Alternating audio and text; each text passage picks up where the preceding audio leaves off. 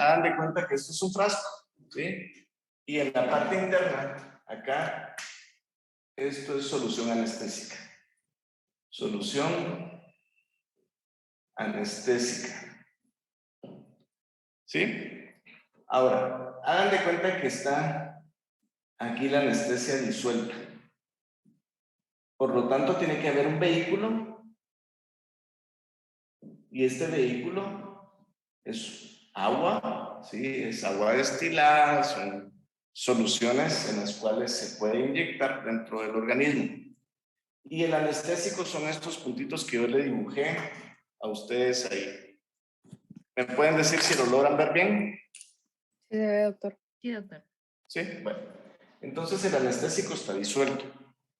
Si el anestésico, por ser una base, todos los anestésicos son bases.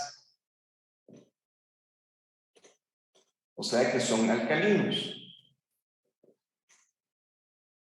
Si ponemos un anestésico dentro de una solución, esta es, por ser una sal, ¿sí? La sal anestésica se va a precipitar y se precipitaría al fondo. Entonces habría más anestesia en el fondo porque estaría precipitado. Entonces, ¿qué hicieron los fabricantes de anestesia? Le agregan ácido clorhídrico. Entonces, por ser alcalino, le agregan ácido clorhídrico y lo que hace es de que el ácido clorhídrico se une no permite, ¿sí?, que el anestésico se precipite. Entonces el anestésico no está precipitado, sino que está disuelto en la solución. Ahora, esto hace que lo que nosotros inyectemos tenga un pH ácido, o sea, que sea un pH bajo. Pero como el anestésico es alcalino, tiene un pH alto. Entonces, entre los dos se compensan, ¿sí? Y lo que tenemos acá es que tenemos el anestésico que está disuelto, ¿sí? Y va a ser un pH ligeramente ácido. Generalmente los anestésicos que no contienen vasoconstrictor, ¿sí?, tienen un pH que está alrededor de 5, ¿sí? Si nosotros inyectamos una solución con un pH 5, disculpen, jóvenes. Si nosotros, por favor, gracias. Si nosotros tenemos un anestésico cuyo pH sea ligeramente ácido, con pH 5, casi no dolería, ¿sí? Si nosotros le ponemos un anestésico sin efecto buffer, porque lo que hace esto es hacer un efecto buffer, el ácido clorhídrico, porque los anestésicos son con pH alcalino. Si nosotros inyectamos un anestésico cuyo pH es alrededor de 8.1 y puede llegar hasta 9, ¿sí?, sería una sensación de quemadura. Entonces lo que hacen es agregarle el ácido clorhídrico para que sea un efecto buffer, y esto lo que hace es que el anestésico moleste un poco, pero no moleste tanto a la hora de ser inyectado. Entonces el anestésico se le agrega el ácido clorhídrico para que esté diluido en solución. Ahora bien, entonces ya vimos que el anestésico contiene anestesia, contiene ácido clorhídrico, va a haber un medio que es una solución acuosa, y si el anestésico contiene vasoconstrictor, tendría epinefrina, pero la epinefrina tiene que ser preservada, ¿sí? Entonces lo que se hace es que al vasoconstrictor, o sea, la epinefrina, si el anestésico contiene vasoconstrictor, se le tiene que agregar los bisulfitos.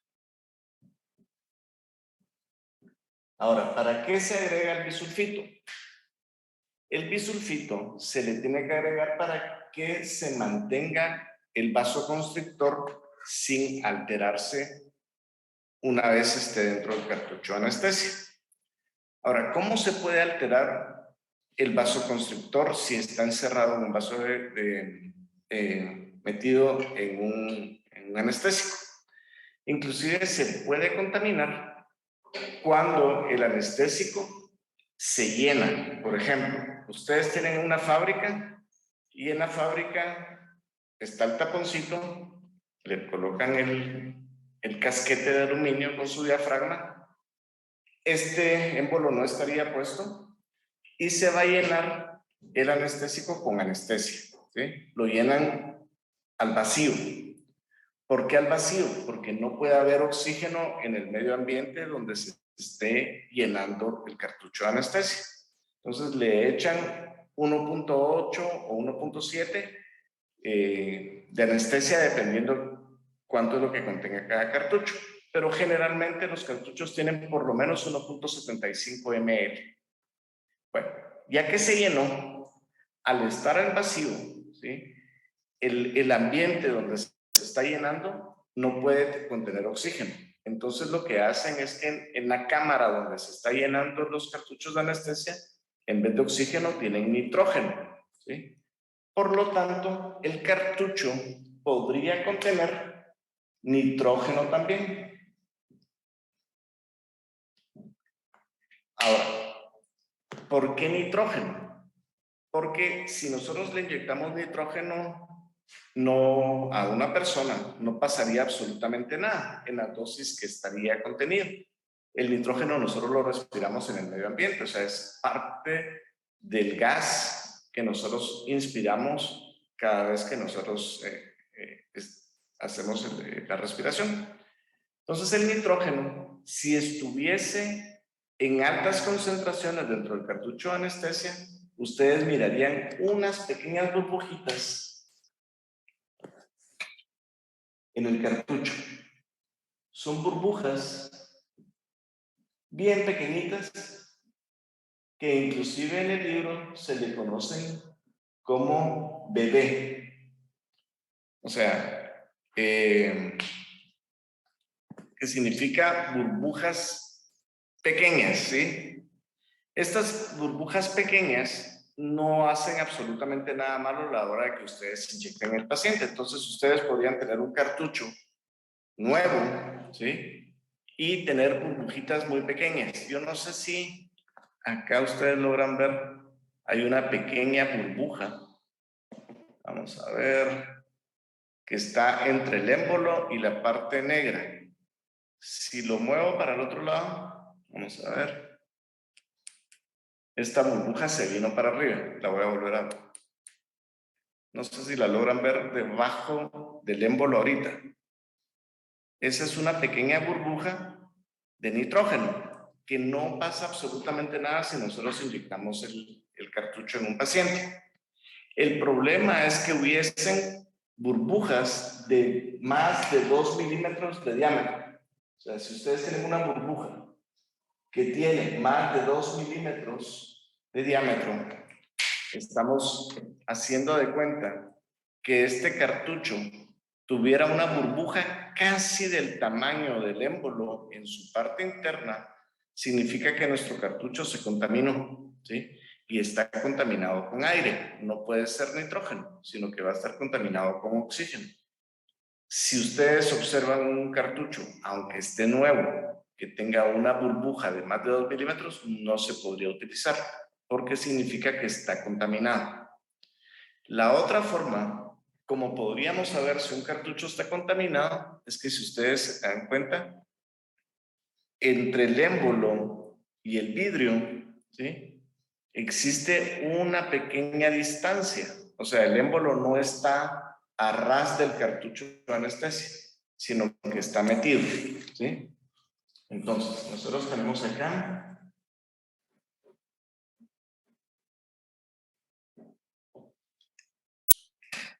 el cartucho de anestesia. Si el émbolo está a ras del extremo del cartucho, si este es el émbolo, y está ras, o está ligeramente por fuera, tampoco podríamos utilizar el cartucho. Significa que entró aire y expandió la solución, ¿sí? O entró alguna sustancia, expandió la solución y el émbolo se vino hacia afuera. Entonces tampoco, aunque estuviera nueva la caja, ustedes no podrían utilizar ese cartucho de anestesia, ¿sí? Entonces ya hemos visto que pueden ser varias situaciones. Una es que el émbolo esté por fuera. La otra es que el émbolo esté a ras. La otra situación sería que las baby bubbles, que son las BB, estuvieran de más de 2 milímetros de diámetro. O sea, no que hubieran baby bubbles, sino que realmente hubieran muchas burbujas y todas, ¿sí?, estuvieran reunidas haciendo una burbuja de 2 milímetros de diámetro. Si tiene las BB, que habíamos visto que son burbujitas pequeñitas que están separadas, no hay ningún inconveniente. Podemos utilizar el cartucho de anestesia. La otra situación en la cual no podríamos utilizar el cartucho de anestesia es que nuestro cartucho se nos cayera al suelo, por ejemplo, y se fracturara el vidrio. Aunque no se hubiera fracturado el vidrio, sino que estuviera todavía unido por el plástico de Mylar, que es este plástico que está acá, rodeando el cartucho, nosotros no podríamos inyectar este cartucho, sino que sencillamente se fracturó y lo tendríamos que descartar. Ahora, ¿qué pasa si nosotros inyectamos un cartucho que estuviera fracturado? El inconveniente sería que a la hora de estar haciendo presión del émbolo se empezara a salir el anestésico por los laterales y realmente nunca supiéramos qué cantidad de anestesia le colocamos al paciente. Entonces no es conveniente utilizar un cartucho que se nos acaba de caer, sabemos que no está contaminado, pero igual se puede escapar el anestésico por lado externo. Entonces no sé si estamos claros con lo que contiene un cartucho y cuándo no se debe usar. La otra situación en la cual no podríamos utilizar un cartucho de anestesia es que el contenido nosotros ya no lo miráramos transparente, sino que estuviera de un color café. Cuando ocurre esto, que cambia la coloración del anestésico, es que ya se venció el vasoconstrictor, ya se unió a oxígeno, por lo tanto sufrió una oxidación en su parte interna y eso sería lo que nos haría ver el contenido como turbio, como ligeramente bechito o con algunas líneas que nos indicara que nuestro cartucho ya no están en las condiciones que nosotros lo necesitamos para poder inyectar en nuestro paciente. Bueno, yo les había comentado que este casquete es de aluminio, ¿sí? El aluminio no se oxida, ¿sí? No se puede oxidar porque el oxígeno no le hace absolutamente nada. Pero si ustedes leen el libro, decía que puede estar oxidado el cartucho. Realmente no sucede eso. ¿Qué pudo haber ocurrido si miramos que estuviese café el cartucho o el casquete de aluminio? Más bien dicho, el casquete. Yo les dije que los anestésicos pueden venir dispensados en una caja de cartón, e inclusive les enseñé el cartón, o pueden venir en un empaque, en un tubo cilíndrico como vienen las Pringles, ¿sí? Solo que no son tan altas, sino que es más corto, que es más o menos de la altura de un cartucho de anestesia, y es así el reservorio. Y vienen 50 cartuchos. Pero estas latas son metálicas. Y si un cartucho se derramó a la hora de manipularlo, de manipular estos reservorios donde viene el anestésico, si se fracturó uno de los cartuchos, se derrama el anestésico y lo que hace es oxidar la lata donde viene el cartucho de anestesia. Entonces el óxido nada más se transfiere a lo que es el casquete sin oxidarlo, pero sí va a presentar óxido esta parte. Si ustedes lo limpian, ¿sí? No va a haber óxido.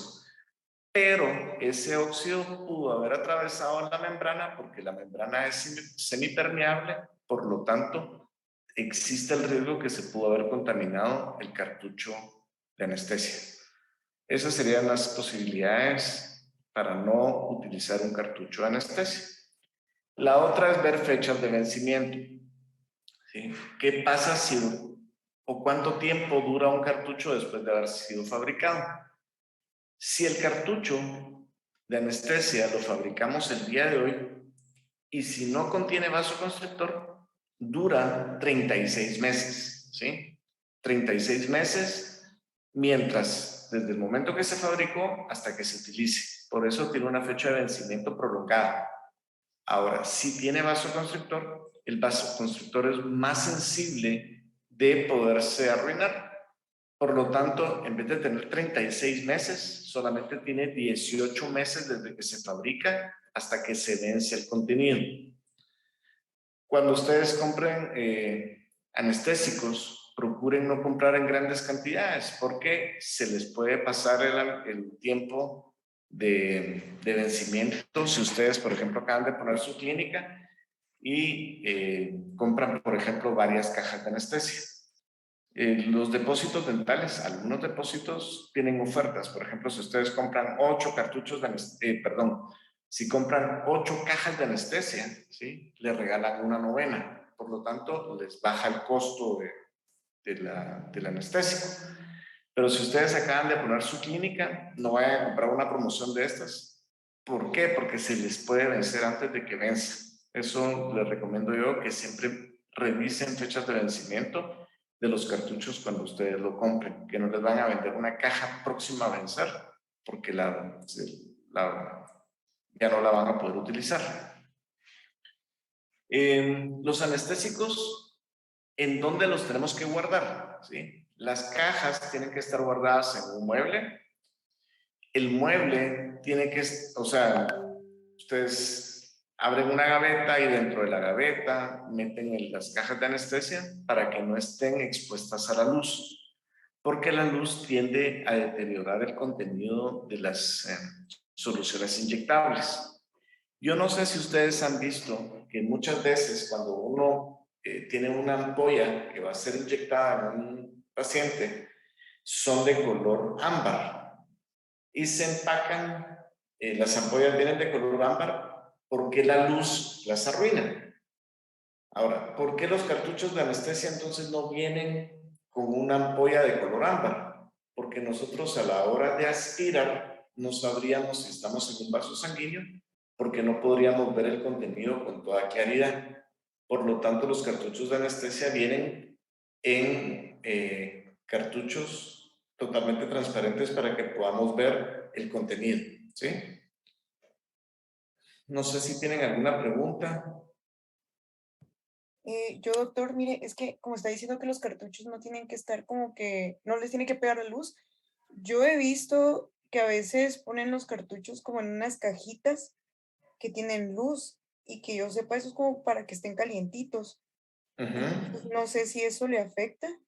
Fíjese que estos, que son unos reservorios donde se calientan, inclusive ya no deberían de utilizarse. Ahora, ¿qué es lo que pasa? Viene el fabricante, los hace y nos hace pensar que realmente es la novedad, el hecho de que estén calientitos para que nosotros podamos inyectarlo y que no le moleste al paciente. En realidad, los calentadores de anestésico son como los calentadores de las pachas. Yo no sé si ustedes han visto que son como o los calentadores de pachas, que son unos aparatitos que se les pone un poco de agua, lo conectan a la corriente eléctrica y les mantiene caliente el cartucho, ¿sí? O la pacha en este caso, ¿verdad? Entonces ustedes bien podrían meter los cartuchos en esta solución, que es agua, pero si dejan el cartucho por más de 24 horas, existe el riesgo que se contamine, ¿sí? Entonces vino otro fabricante y dice, bueno, para que no se contamine, lo vamos a poner con luz. Y el calor de la luz lo va a mantener lo más caliente para que cuando nosotros inyectemos el anestésico no le duela al paciente. Pero la luz no es, o sea, es un buen conductor porque conduce el calor, pero no es el mejor, porque sí podría llegar a arruinar el cartucho de anestesia. Aunque es poco tiempo el que ustedes lo tendrían, yo no les recomendaría que ustedes calentaran los cartuchos de anestesia de esta manera. Uno es que tienen que comprar, por ejemplo, el calentador si viene para sumergirlos, ¿sí? Y el otro es una luz o una bombilla que ustedes van a estar conectando a la corriente eléctrica y solo les va a consumir corriente. Ahora, ¿por qué hacen esto estas personas que nos venden los cartuchos? Los cartuchos, yo les dije que lo tenemos que guardar en el medio ambiente, libres de la luz, ¿sí? Entonces se mantendrían más o menos entre los 20 y 21 grados centígrados, que sería la temperatura alrededor dentro de una casa, metido en un mueble. Pero si nosotros inyectamos a esa temperatura en la solución, el paciente va a sentir la sensación de molestia, porque está muy frío, ¿sí? Entonces, la temperatura ideal para que nosotros inyectemos un cartucho de anestesia, el contenido tendría que estar entre los 22 y los 26 grados centígrados. Si nosotros calentamos un cartucho de anestesia y lo sobrecalentamos y está por arriba de los 26 grados, o sea, a partir de los 27 grados, el paciente, cuando nosotros le inyectemos el anestésico, va a sentir la sensación de quemadura. Entonces, si está muy frío, molesta. Y si está muy caliente, también molestaría. Entonces, lo ideal es que estuviera entre los 22 y los 26 grados centígrados para inyección. Para conservar los anestésicos, ¿sí? Tendrían que estar, o sea, para guardarlos, almacenarlos, lo ideal es que esté entre los 20 y 21 grados centígrados. Entonces, cuando ustedes agarran un cartucho de anestesia y lo sacan del mueble donde tienen los demás cartuchos de anestesia, pídanle a su asistente o bien ustedes agarran el cartucho y alguna vez con sus guantes puestos y tienen el cartucho agarrándola con su mano. O bien podrían estar frotando el cartucho por un minuto por lo menos, ¿sí?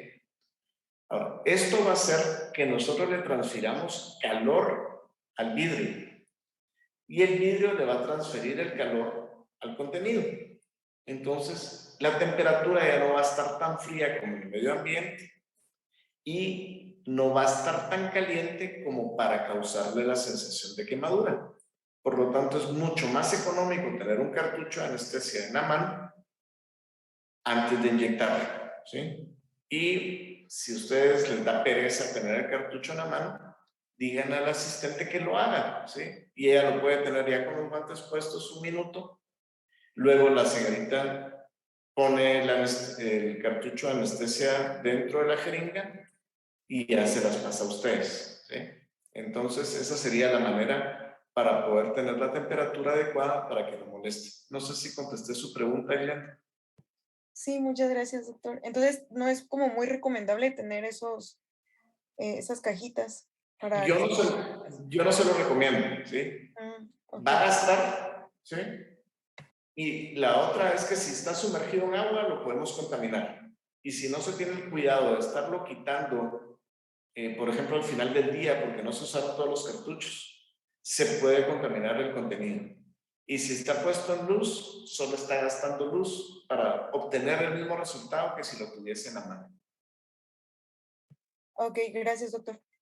Bueno, entonces ya vimos que la temperatura es importante para almacenarlo, que esté libre de la luz y también idealmente que no exista mayor humedad, ¿sí? ¿Qué otra situación? Ya hablamos del cartucho. Bueno, los cartuchos a la hora de utilizarlos se nos pueden fracturar, ¿sí? Ya vimos que puede ser porque se nos caiga al suelo. Y la otra situación sería que nuestra jeringa tuviera un problema. Y el problema sería que la lanceta, que es esta punta que habíamos visto con anterioridad, ¿sí?, esté doblada. Entonces, en vez de estar recta, está doblada y cuando nosotros empujamos la argolla, ¿sí?, la lanceta tope con una de las paredes del cartucho de anestesia y se fractura el cartucho. La otra es que cuando se monta el cartucho de anestesia dentro de la jeringa, algunas personas tienen la costumbre de golpearla con mucha fuerza, la argolla, para que la lanceta se introduzca en el émbolo. Y eso también pudiera quebrar el cartucho de anestesia si lo hacemos con demasiada fuerza, o sea, apachar aquí con demasiada fuerza y podría fracturarse el cartucho. Es raro, pero puede suceder. Pero ¿qué pasa si se fractura? Para eso está la cinta de Milán alrededor del cartucho, para evitar de que los fragmentos cayeran dentro de la boca del paciente, por ejemplo, a la hora de estar inyectando, o que nos lastimaran la mano si nosotros tenemos agarrando la jeringa. Bueno, entonces ya vimos lo que son la jeringa, las agujas y los cartuchos de anestesia.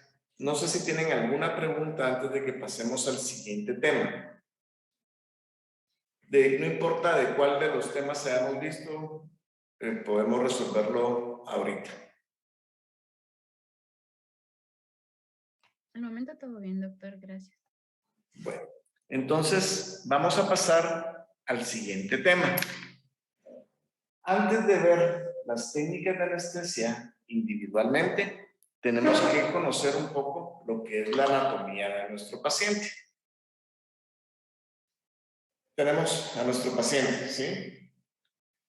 Este paciente tiene el objetivo de aplicar la anestesia es que nosotros depositemos la anestesia lo más cercano al nervio que va a darle inervación a un diente determinado o alguna parte donde nosotros vayamos a trabajar. Por ejemplo, si yo tengo una herida en el brazo, ¿sí? Y tengo que ponerle puntos, pues vamos a utilizar un anestésico, ¿sí? En la piel para venir y poder cerrar la herida y poder colocarle puntos al paciente y poderlo suturar. En los hospitales, ya sean hospitales nacionales o hospitales privados, pues van a tener anestesia. Pero los hospitales no conocen o no manejan estos cartuchos de anestesia. Ellos lo que utilizan es la misma anestesia, ¿sí? Por ejemplo, lidocaína con vasoconstrictor, pero en vez de, ¿qué tal, Leslie? ¿Cómo estás? En vez de venir en estos carpules de anestesia, están en frascos como los que ustedes compran, por ejemplo, alguna medicina que hay que sacarla de un frasco, ¿sí? E inyectarlo, pero son frascos bastante grandes. Entonces ustedes no tienen la posibilidad de manejar medidas exactas como tenemos en los carpules, sino que acá lo que ustedes van a tener van a ser frascos de anestesia y ustedes lo tienen que sacar de ese frasco con una jeringa de las plásticas que ya les comenté con anterioridad, que son las descartables. Ahora, ¿por qué los menciono esto? Se los digo porque algunos de ustedes van a, posiblemente cuando se gradúen, van a hacer alguna especialidad y algunos van a posiblemente ir a algún hospital a hacer su especialidad de cirugía oral y maxilofacial. Pero en los hospitales, en las emergencias de los hospitales, mantienen anestesia en frascos. Generalmente es lidocaína con vasoconstrictor y es a la misma concentración. Al 2% con vasoconstrictor, al 1 por 100,000. Pero también van a encontrar frascos que van a estar sin vasoconstrictor, que sería lidocaína sin vasoconstrictor. Pero miren ustedes, en los hospitales normalmente los frascos no lo agarra una persona, sino que lo agarran muchos, lo agarran enfermeras, lo agarran los médicos y todo. Y estos frascos muchas veces que traen una etiqueta alrededor, se les pudo haber caído, ¿sí? Y solo están los frascos. Y el frasco del anestésico en los hospitales es un frasco más grande. Igual acá tienen un casquete de aluminio con un diafragma por donde se mete la aguja y ustedes van a sacar el contenido. Si el tapón es de color azul, y esto que se les quede grabado, significa que el anestésico no tiene vasoconstrictor. Si ustedes van y encuentran otro frasco de anestesia, estos de vidrio, ¿sí? Tiene el casquete y el casquete rojo, este tiene vasoconstrictor. Entonces, con vasoconstrictor, y este que es de color azul es sin vasoconstrictor. ¿Estamos? Entonces en los hospitales van a estar así. Pero en los hospitales, la lidocaína sin vasoconstrictor normalmente no viene al 2%, sino que viene al 5%. ¿Sí? Por lo tanto, tendríamos mucha mayor concentración de anestésico en un frasco al 5% que en un carpool al 2%.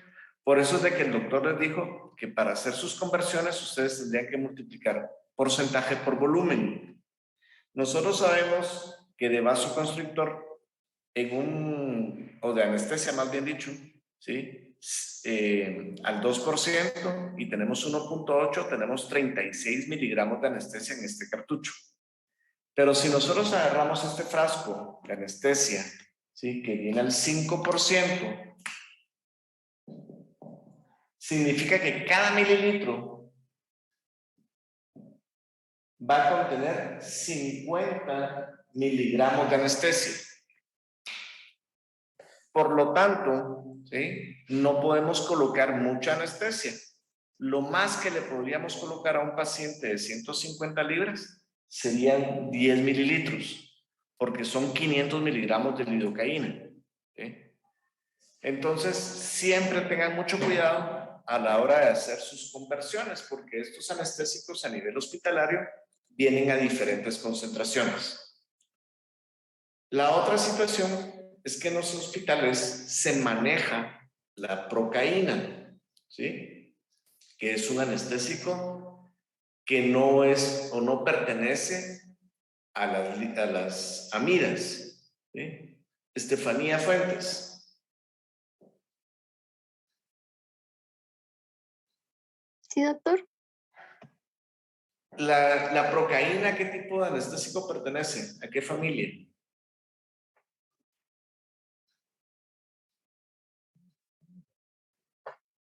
Esther. Es un éster. Solo tenemos dos familias de anestésicos, ¿sí? Los que son ésteres y las amidas, ¿sí? El primer anestésico éster que se utilizó fue la cocaína. Entonces, procaína significa mejor cocaína, ¿sí? O sea, una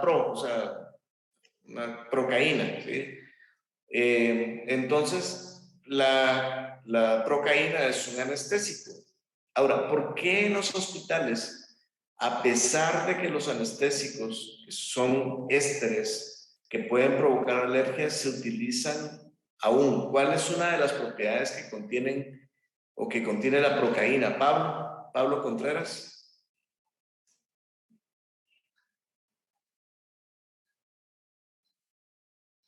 Sí, doctor. No estoy seguro, la verdad. Aparte de ser éster, la procaína tenía la posibilidad de ser el mayor vasodilatador que existe, ¿sí? Entre los anestésicos, cuando ustedes lo utilizan, ¿sí? Todos los anestésicos producen vasodilatación. O sea, si ustedes lo inyectan en un vaso sanguíneo, todos van a provocar vasodilatación. Unos en mayor cantidad y otros en menor cantidad. La procaína es el anestésico que mayor vasodilatación provoca, ¿sí? Hagan de cuenta que a ustedes les llega al hospital un paciente que tiene una vasoconstricción exagerada en la mano, ¿sí? Y ya se le están empezando a poner morados los dedos, ¿sí? porque tiene un vasoespasmo, o sea, y se provoca un vasoespasmo, ¿sí? Entonces no hay buena circulación en la mano. Lo que hacen en los hospitales es que llaman al cirujano y el cirujano viene y le inyecta directamente dentro de la arteria del brazo, ¿sí?, un vasodilatador. Es tan potente la procaína que es el mejor, el mejor medicamento para romper espasmos en los vasos sanguíneos.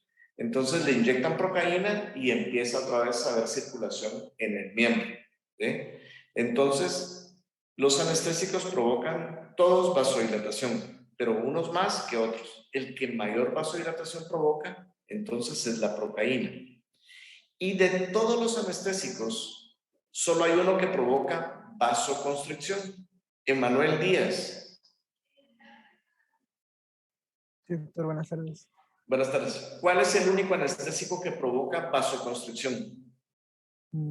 ¿Lidocaína, doctor? No, la lidocaína produce vasodilatación. Ya te dije. Es cierto, vasoconstricción, ¿verdad? Por eso es de que a la lidocaína se le tiene que agregar epinefrina, ¿sí?, para provocar vasoconstricción. Se me ocurre Pero la mepivacaína. no. La mepivacaína es un anestésico que provoca también vasodilatación, pero no es tan potente, por eso se puede utilizar sin vasoconstrictor. El único anestésico que provoca vasoconstricción es la cocaína. Por eso es de que ustedes, no sé si ustedes se ponen a revisar, métanse en internet, ya sea en algún buscador o en YouTube, y pongan efectos de la cocaína y pongan que provocan la nariz, ¿sí?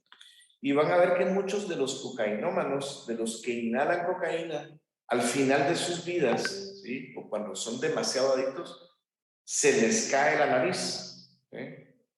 ¿Por qué sucedió esto? Porque nosotros, o lo que mantiene la nariz en posición es un cartílago que nosotros tenemos acá, que es el cartílago nasal, que es el que permite que nosotros podamos mover o que tenga movilidad la nariz. Este cartílago es muy poco irrigado. Entonces, cuando una persona inhala cocaína, ¿sí?, estos vasos sanguíneos que están en la mucosa, que cubren el cartílago, se cierran porque están inhalando cocaína. Entonces se provoca vasoconstricción. Al no tener buena irrigación, el tabique nasal se empieza a necrosar. Entonces los pacientes o las personas que consumen, más bien dicho, cocaína, después tienen destruida la nariz por estar con este hábito que les provocó una destrucción del cartílago por haber repeticiones de vasoconstricción, ¿sí? Entonces, que les quede claro, todos los anestésicos provocan dilatación en mayor o menor grado. Los que provocan en menor grado, ¿sí?, son aquellos que se pueden utilizar sin vasoconstrictor. Por ejemplo, la mepivacaína es uno. La prilocaína tampoco provoca mucha vasoconstricción. También se puede usar sin vasoconstricción. Y la lidocaína provoca vasodilatación también, pero no tanto. Por eso se puede usar también sin vasoconstrictor. Ahora, los anestésicos, el único que provoca vasoconstricción, ya dijimos, es la cocaína. Y la procaína es el que mayor vasodilatación puede provocar. Por eso es de que en los hospitales todavía ustedes van a encontrar procaína en algún frasco en emergencia, ¿sí? Tengan cuidado porque la procaína puede no solamente provocar vasodilatación, sino que también nos puede provocar alguna reacción de alergia. ¿Estamos ahorita por el momento todo bien? Y solo quería agregarles esto, que esto no aparece en el libro, pero sí les puede servir a alguno de ustedes cuando llegue a algún hospital a hacer su residencia. Bueno, ahora, les comentaba, llega un paciente en el cual tiene una herida en el brazo. Nosotros le vamos a poner anestesia acá. Por lo tanto, si tiene una herida en el brazo, tenemos que bloquear las terminaciones nerviosas que lleguen a la herida. Entonces podemos utilizar anestesias por bloqueo. A nivel axilar se pone la anestesia por donde pasa el nervio que llega al brazo. Ahora, ¿esto de qué nos sirve? De nada, ¿sí? Ahora, lo que quiero es que ustedes sepan que si ustedes ponen un bloqueo en una región donde pasa un nervio, se va a bloquear las terminaciones nerviosas de donde pasa el nervio. Si tienen una herida en el pie, tenemos que poner anestesia en el pie, en la pierna y todo. Nuestra área de trabajo es la boca, por lo tanto nosotros tenemos que saber en dónde vamos a poner la anestesia, en dónde pasan los nervios que nosotros vamos a bloquear. Por lo tanto, nosotros necesitamos conocer la anatomía. Gabriela Jaco. Sí, doctor, buenas tardes. Buenas tardes. ¿Cuál es el nervio que nos interesa a nosotros conocer para poder colocar anestesia dentro de la boca? El nervio trigémino, ¿Por qué el trigémino? porque abarca varias áreas de la cara, como la frente, las mejillas, la boca propiamente. Perfecto. Realmente el nervio trigémino es un nervio sensitivo y es el nervio más grande que llega a lo que es la región facial y es el que nos va a inervar lo que es la cara, tanto en piel, ¿sí? Como mucosas y las estructuras que contiene la cara. Por lo tanto, el globo ocular, la mucosa nasal, la mucosa de los senos paranasales, los dientes, las mucosas dentro de la boca van a estar inervadas por el nervio trigémino. Vamos a ver, Kathleen Trigueros. Sí, doctor. Dentro de la boca tenemos la lengua. La lengua, ¿por quién va a estar inervado?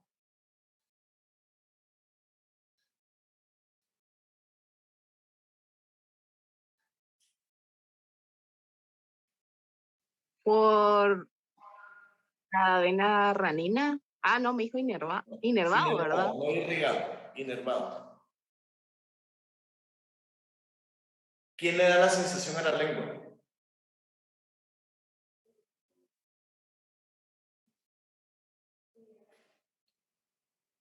Del hipogloso. No. El hipogloso es el nervio que le da inervación a la musculatura de la lengua, ¿sí? Quien realmente nos da la inervación de la lengua es el nervio trigémino en los 2 tercios anteriores de la lengua. Y en el tercio posterior es el nervio glosofaringio, ¿sí? El hipogloso es un nervio que viene de los somitas occipitales en la formación del bebé cuando se está formando. Los somitas occipitales se vienen hacia adelante, ¿sí? Y es el que le va a dar la inervación a la musculatura de la lengua. Por lo tanto, el hipogloso no. Es trigémino y glosofaringio. ¿De acuerdo? Entonces, nosotros necesitamos conocer la inervación del paciente, por dónde pasan los nervios, porque nosotros tenemos que colocar el anestésico lo más cercano al nervio para que éste nos funcione. Entonces, vamos a empezar con el nervio trigémino. Vamos a ver. Paula de León. Buenas tardes, doctor. Buenas tardes. ¿En dónde se origina el nervio trigémino?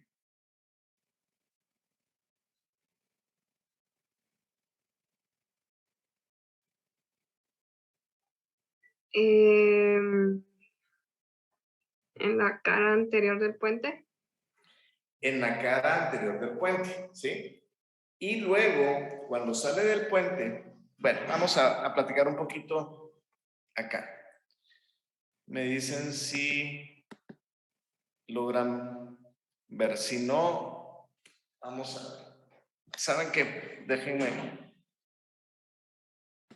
Vamos, les voy a compartir en pantalla. Vamos a verles.